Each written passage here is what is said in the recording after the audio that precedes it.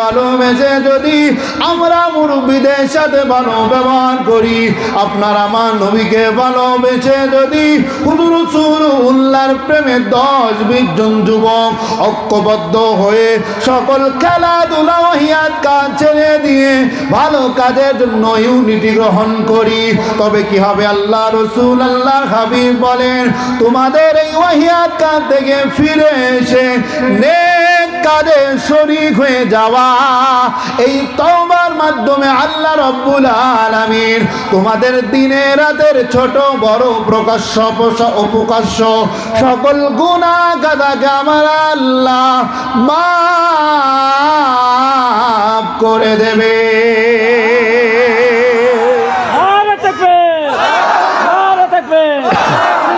ফুরফুরা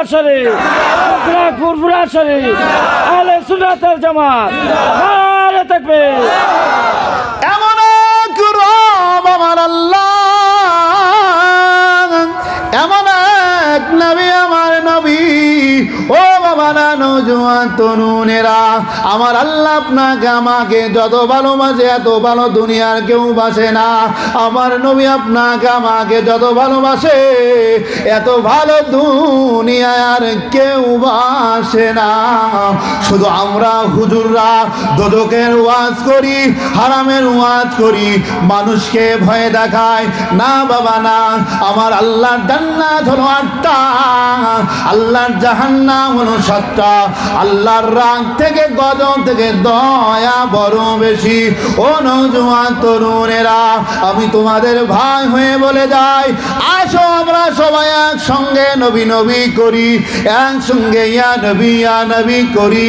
কেননা আপনার আমার নবী আপনার আমার মুখ পানে চেয়ে আছে ময়দানে মাশারে।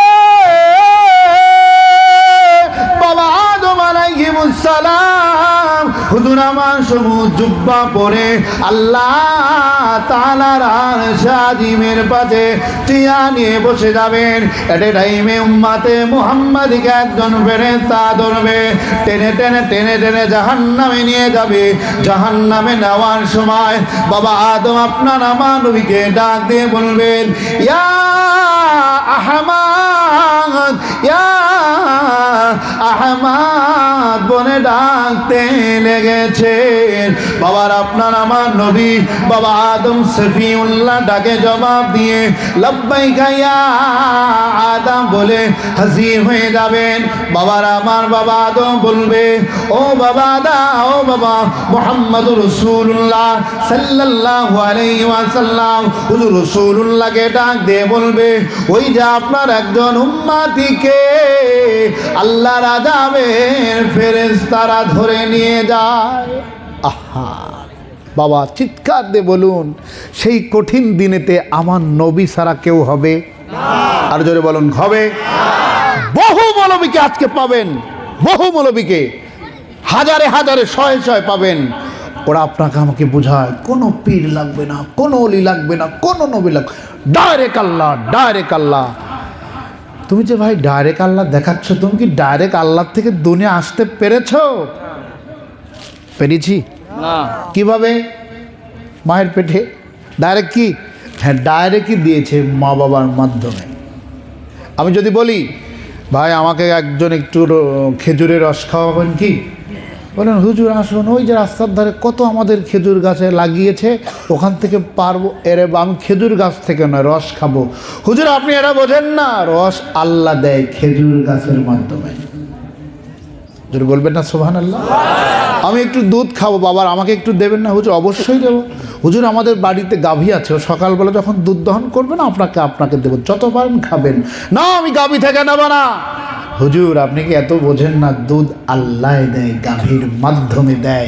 মনে রাখবেন, ময়দানে মাহশারে আপনার নাজাত, কবরে আপনার নাজাত, মিজানে আপনার নাজাত, শাফাত আপনার নাজাত আল্লাহ দেয়, নবী রাসূল ওলি সিদ্দিক শুহাদার মাধ্যমে দেয়।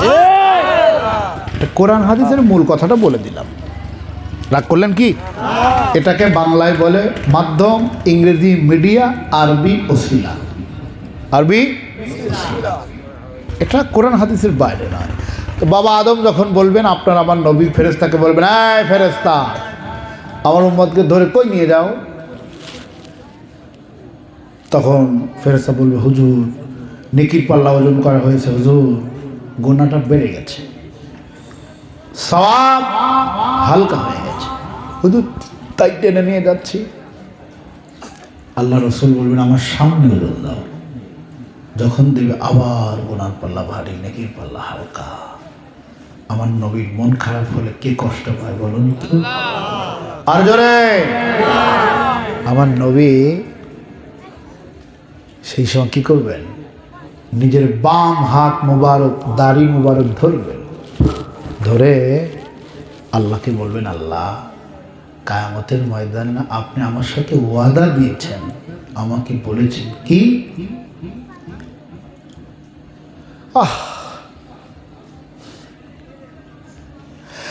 আমার বন্ধু,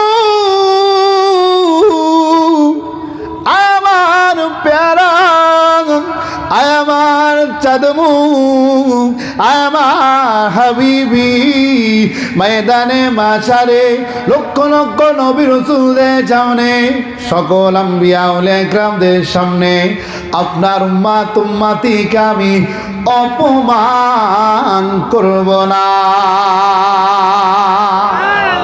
যুবক, তাকবীর দেওয়ার বয়স চলে যায়, প্রেমকে কাজে লাগাও। জোরে বলো মারহাবা। প্রেম করার কাজে তাকবীরের প্রেমের সুযোগ চলে যায়, মিস হয়ে যাবে। আগামী বছর, আগামীকাল, এখন এখান থেকে সুস্থ বের হবে, গ্যারান্টি আছে? প্রেম চলে যায়, প্রতি